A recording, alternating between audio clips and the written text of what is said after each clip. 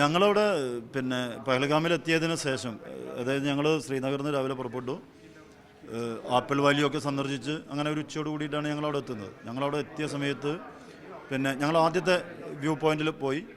ഞങ്ങളവിടെ ഹോഴ്സ് ഉണ്ട്, കുതിരസവാരി ഉണ്ട്. കുതിരസവാരി അവർ വലിയ റേറ്റൊക്കെ പറഞ്ഞപ്പോൾ ഞങ്ങൾ 22 പേരുണ്ട്. അപ്പോൾ ഞങ്ങൾ അത് വേണ്ട, അങ്ങനെ വണ്ടി സെലക്ട് ചെയ്തതാണ്. ഒരു പക്ഷേ അത് ഞങ്ങൾ ഭാഗ്യമായിരിക്കും. കാരണം ഈ കുതിരസവാരിക്കാർ ആദ്യം പോയത് ബൈസണിലേക്കാണ്. കുതിരസവാരിക്കാരെ ലക്ഷ്യം വെച്ചിട്ടാണ് ഈ ആക്രമണം നടന്നിട്ടുള്ളത്.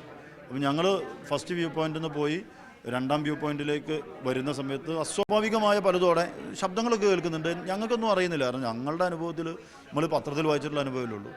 അപ്പോൾ അവിടെ എത്തിയ സമയത്ത് ഇങ്ങനെ അസ്വാഭാവികമായ ചില സംഭവങ്ങൾ കണ്ടതോടുകൂടി അവിടെയുള്ള ആളുകൾ ഞങ്ങളെ മൊത്തത്തിൽ അവർ കവർ ചെയ്തു. ഞങ്ങളെ ഗൈഡുണ്ട്, പിന്നെ മൻസൂർ എന്ന പേര്, അതുപോലെ ഞങ്ങൾ ഡ്രൈവർ ഒരു സഫർ. ഇവരെന്ത് ചെയ്യുന്നു വെച്ചാൽ ഞങ്ങളെല്ലാവരും കൂടി, ഞങ്ങൾ ഒരുമിച്ചാണ്, ഞങ്ങളെല്ലാവരും കൂടിയിട്ട് വന്നിട്ട് അവർ ഞങ്ങളൊന്ന് വളഞ്ഞു നിന്നിട്ട് വണ്ടി കയറാൻ പറഞ്ഞു. അപ്പോൾ വണ്ടി കയറാൻ പറഞ്ഞപ്പോൾ ഞങ്ങൾ ചോദിക്കുന്നുണ്ട് എന്താ പ്രശ്നം, നമുക്ക് അടുത്ത സ്ഥലത്തേക്ക് പോകുന്നുണ്ട്. പെട്ടെന്ന് ഇവരൊക്കെ ആകെ പാനിക്കായിട്ടുണ്ട്. ഇവരുടെ മുഖമൊക്കെ കാണുമ്പോൾ ഞങ്ങൾ അവർ പറയുന്നത് കേൾക്കണല്ലോ എന്നുള്ള നിലയിൽ പെട്ടെന്ന് വാഹനത്തിൽ കയറി. അങ്ങനെ എല്ലാവരെയും, അവിടെയുള്ള ആയിരക്കണക്കിന് മലയാളികളുണ്ട് അവിടെ. മലയാളികൾ ഞങ്ങളവിടെ ഇറങ്ങിയ സമയത്ത് പലരെയും പരിചയപ്പെട്ടിരുന്നു. ഒരു ഏതാണ്ട് എല്ലാ ജില്ലകളിലെയും ആളുകൾ അവിടെ ഉണ്ട്, അതർ സ്റ്റേറ്റുകാരുമുണ്ട്. അപ്പോൾ 10,000-കണക്കിന് ആളുകളുണ്ടെന്ന് തന്നെ പറയാം. ഒരു 500-ഓളം കുതിരകളുണ്ടാവും, അതിലേറെ വാഹനങ്ങളുണ്ട്. പെട്ടെന്ന് നിമിഷ നേരം കൊണ്ട് ഇതൊക്കെ ആ നാട്ടുകാരിടപെട്ട്, അവിടെയുള്ള ആളുകൾ ഇടപെട്ട് ഇതൊക്കെ കാലിയാക്കി. ഞങ്ങൾ പോകുമ്പോഴാണ് ഞങ്ങളോട് ഡ്രൈവർ ഇങ്ങനെ പറഞ്ഞു എന്തോ ഒരു ചെറിയ സംഭവം അവിടെ നടന്നിട്ടുണ്ട്. ഞങ്ങൾ ശബ്ദങ്ങൾ കേൾക്കുന്നുണ്ട്, മിലിറ്ററി വാഹനങ്ങൾ വരുന്നു, പെട്ടെന്ന് മിലിറ്ററി ഫയർ ചെയ്യുന്ന രംഗമൊക്കെ കണ്ടു. അപ്പോൾ ഞങ്ങൾ പോകുന്ന വഴിയിൽ പിന്നെ ഈ സംഭവം നടന്ന ഉടനെ നമ്മൾ ഇങ്ങനെ പോകുന്ന വഴിയിൽ വീട്ടുകാരൊക്കെ കോൺടാക്ട് ചെയ്തപ്പോൾ അവരാരും അറിഞ്ഞിട്ടില്ല, അവരങ്ങനെ സംഭവം അറിഞ്ഞിട്ടില്ല. അപ്പോൾ പിന്നെ ഞങ്ങൾ പറഞ്ഞില്ല. പിന്നെ ഒരു 3/4 മണിക്കൂർ കഴിഞ്ഞിട്ടുണ്ടാവും മലയാള മാധ്യമങ്ങൾ ഇത് റിപ്പോർട്ട് ചെയ്യുന്നത്. ഞങ്ങൾ ചാനൽ ഇങ്ങനെ നോക്കിക്കൊണ്ടിരിക്കുന്നു. മലയാള മാധ്യമങ്ങൾ റിപ്പോർട്ട് ചെയ്യാൻ തുടങ്ങിയപ്പോൾ ഒരു 3/4 മണിക്കൂറെങ്കിലും ആയിട്ടുണ്ടാവും. അപ്പോഴാണ് ഇതിൻ്റെ ഭീകരത എത്രയാണ് എന്നുള്ളത് ഞങ്ങൾ അറിയുന്നത്. ഞങ്ങൾ വളരെ പെട്ടെന്ന് ഞങ്ങൾ നേരെ ഒരു റൂമിലേക്ക് കൊണ്ടുപോയി. അപ്പോൾ ഇന്നലെ രാവിലെ 5:30 മണിക്ക് ഞങ്ങൾ ശ്രീനഗറിൽ നിന്ന് ഇറങ്ങിയതാണ്. രാത്രി 9 മണിക്കാണ് ഞങ്ങൾ ജമ്മു റെയിൽവേ സ്റ്റേഷനിൽ എത്തുന്നത്. 16 മണിക്കൂർ ഭക്ഷണം പോലും കഴിക്കാതെ ഞങ്ങൾ യാത്ര ചെയ്തു. പക്ഷെ വരുന്ന വഴിയിൽ ഈ വെള്ളമൊക്കെ ആയിട്ട്, കടകളൊക്കെ അവിടെ ക്ലോസ്ഡ് ആണ്, വെള്ളമൊക്കെ ആയിട്ട് അവിടുത്തെ ആളുകളുണ്ടായിരുന്നുണ്ടോ. അവിടുത്തെ ജനങ്ങളുടെ ഒരു സപ്പോർട്ടിംഗ് എന്ന് പറയുന്നത് സമ്മതിക്കണം, ഭയങ്കരമായിരുന്നു. കാരണം അവർക്കെന്ത് സംഭവിച്ചാലും ഈ ടൂറിസ്റ്റുകളായി വന്നവർക്കൊന്നും സംഭവിക്കരുത്. അവർ ഞങ്ങളുടെ ആരുടെയും പേര് ചോദിച്ചിട്ടോ ഞങ്ങളുടെ ആരുടെയും വിശ്വാസം നോക്കിയിട്ടോ ഒന്നുമല്ല. അവർക്ക് ഞങ്ങളുടെ എല്ലാവരുടെയും പേര് പോലും അവർക്കറിയില്ല, പക്ഷേ കണ്ടാൽ പോലും തിരിച്ചറിയില്ലല്ലോ. അപ്പോൾ അവരെല്ലാവരും അവരെ സംബന്ധിച്ച് അവരുടെ ജീവിതത്തിലെ ഏറ്റവും വലിയ ഒരു പ്രതിസന്ധിയാണ്. കാരണം 2019 ശേഷം അവരെന്നെ പറഞ്ഞിരുന്നു ടൂറിസമാണ് കാശ്മീരിൻ്റെ അവരുടെയൊക്കെ ജീവിതം മെച്ചപ്പെടുത്തി എടുക്കുന്നത്. അപ്പോൾ ഞങ്ങളെ വണ്ടിയിൽ കൊണ്ടുവന്ന ഡ്രൈവർ പറഞ്ഞു അയാളുടെ 3 ട്രിപ്പ് ക്യാൻസലായിപ്പോയി. അയാൾക്ക് 4-5 വണ്ടിയുണ്ട്. അയാൾ പറഞ്ഞ 2019 ശേഷം കാശ്മീർ ഒരു സമാധാനത്തിലേക്ക് വന്നതിന് ശേഷമാണ് ഞങ്ങളൊക്കെ ജീവിതത്തിൽ പച്ച പിടിക്കാൻ തുടങ്ങിയത്. നിങ്ങൾ ഈ വെടിവെച്ച കേട്ടോ കൃത്യമായിട്ട്? ഞങ്ങൾ ശബ്ദമൊക്കെ കേൾക്കുന്നുണ്ട്, നിങ്ങൾക്ക് മനസ്സിലായില്ല. ഞങ്ങൾക്ക് ഇതെന്താണെന്ന് അറിയില്ല. ആകെ ബഹളാണ് അവിടെ. ആ സമയത്ത് ഞാൻ ചോദിച്ചു അവിടെ സുരക്ഷാ ഉദ്യോഗസ്ഥരും ഉണ്ടായിരുന്നു, എങ്ങനെയായിരുന്നു അവിടുത്തെ? പഹൽഗാമിൽ ഒരു സംവിധാനം ഉണ്ടായിരുന്നില്ല.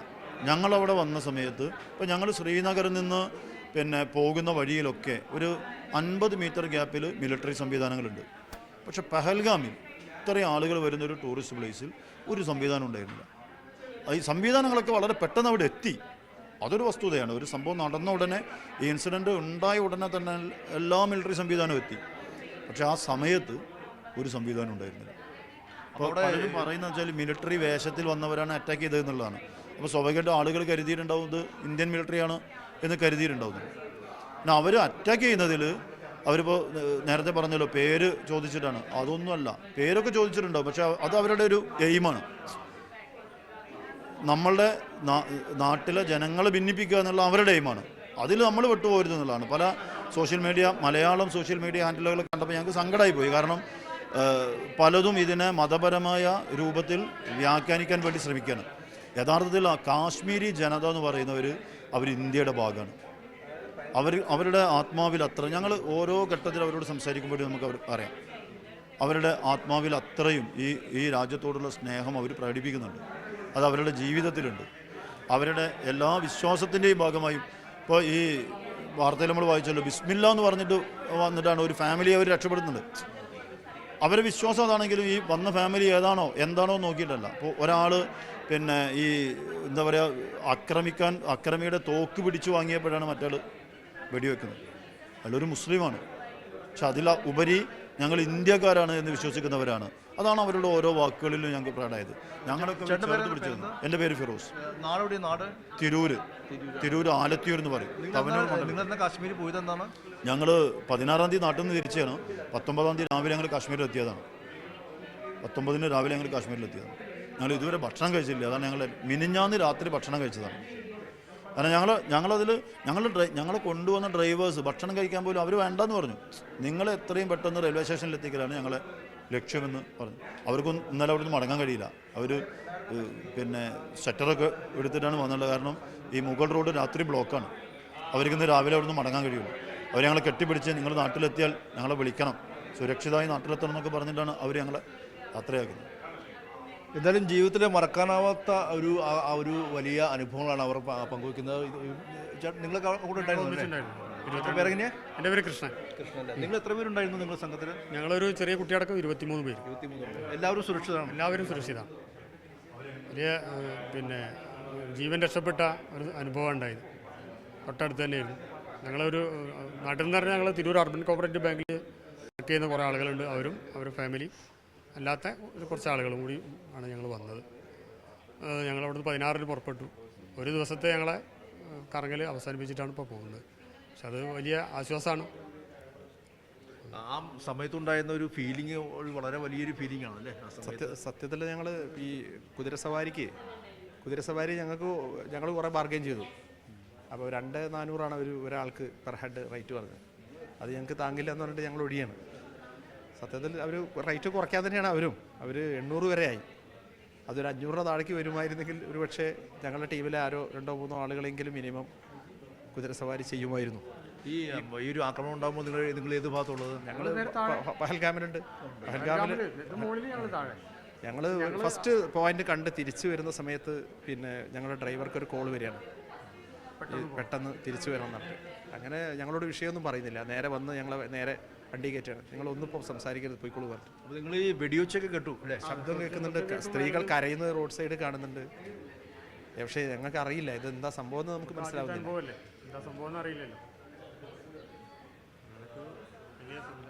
എന്തായാലും തലനാരിഴയ്ക്ക് ജീവിതം കൈ കിട്ടിയതിൻ്റെ ഒരു സന്തോഷത്തിലാണ് ഇവരുള്ളത്. എങ്ങനെയായിരുന്നു കശ്മീരിലെ ഒരു ഭീകരാക്രമണം നേരിട്ട് കണ്ട ഒരു കാഴ്ച എങ്ങനെയായിരുന്നു?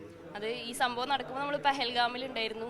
അപ്പോൾ ഇങ്ങനെ സൗണ്ട് കേൾക്കേണ്ട ആൾക്കാർ അങ്ങോട്ടും ഇങ്ങോട്ടൊക്കെ ഓടുന്നുണ്ട്. അതായത് നമ്മൾ ആദ്യത്തെ വ്യൂ പോയിന്റ് ആരുവാലിയിൽ എത്തി. അപ്പോൾ അവിടെ എത്തണ വരെയും അവിടെ നിന്ന് ഇറങ്ങണ വരെയും ഒരു പ്രശ്നമില്ലായിരുന്നു. എല്ലാം ഭയങ്കര ശാന്തമായിട്ടായിരുന്നു.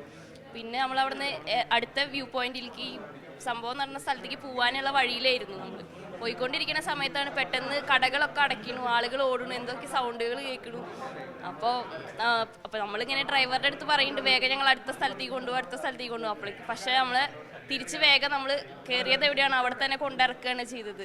അപ്പോൾ അവരെന്താ സംഭവിച്ചതെന്നും നമ്മുടെ അടുത്ത് പറയണില്ല. വേഗം നമ്മളെല്ലാവരും വണ്ടിയിൽ കയറ്റി. അപ്പോൾ എല്ലാ ടൂറിസ്റ്റുകളെയും അവിടെ നിന്ന് വണ്ടിയിൽ കയറ്റിക്കൊണ്ടിരിക്കുകയാണ്. എല്ലാ വണ്ടികളും പോയിക്കൊണ്ടിരിക്കുകയാണ്.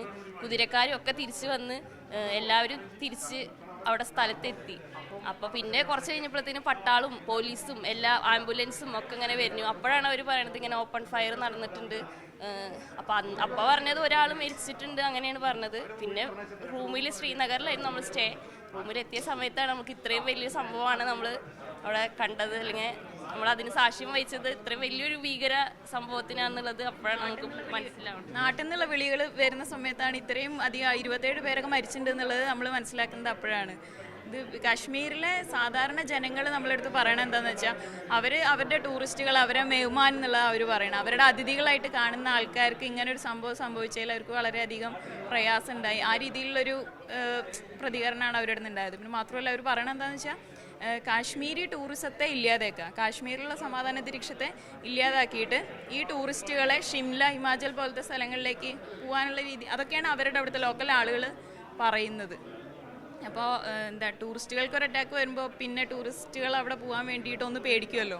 ഇപ്പോൾ തന്നെ അവിടെ ഉണ്ടായിരുന്ന മുഴുവൻ പേരും, ഇപ്പോൾ നമ്മളെ കൂടെ തന്നെ ഉണ്ടായിരുന്ന സഫർ എന്ന് പറഞ്ഞൊരു ഡ്രൈവറായിരുന്നു ഉണ്ടായിരുന്നു. സഫർ ബായി പറയണത് എന്താണെന്ന് വെച്ചാൽ അങ്ങേരുടെ 3 ട്രിപ്പ് ഇപ്പം തന്നെ ക്യാൻസലായി.